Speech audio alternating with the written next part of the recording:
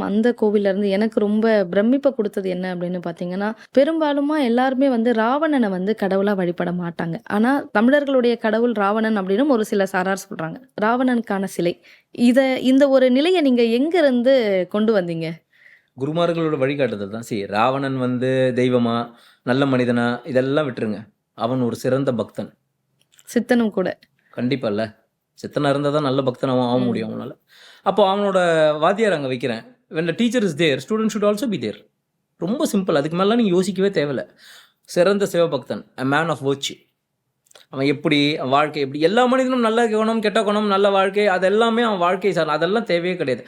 ஆனால் as a person இன்ன காலம் வரைக்கும் நீங்கள் ராவணன்றவர் யாருன்னு தெரியாது, உங்களுக்கு எப்படி வாழ்ந்தான்னு தெரியாது. ஆனால் இன்ன வரைக்கும் அந்த பெயரை உங்கள் உதட உச்சரிக்குது அப்படின்னா சரியான ஒரு வாழ்க்கையை வாழ்ந்த மனிதனாக மட்டும்தான் இருக்க முடியும்.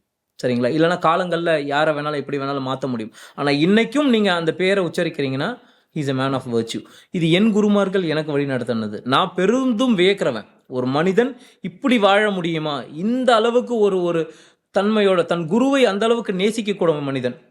அப்படியாப்பட்ட ஒரு மனிதனை நான் வணங்குறேன், வியக்கிறேன். அந்த மனிதனுக்கு நான் ஒரு மரியாதை கொடுக்குறேன். அவ்வளோதான்.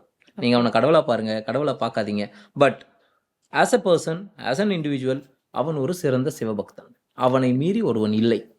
அந்த மனிதனை நான் வணங்குறேன்.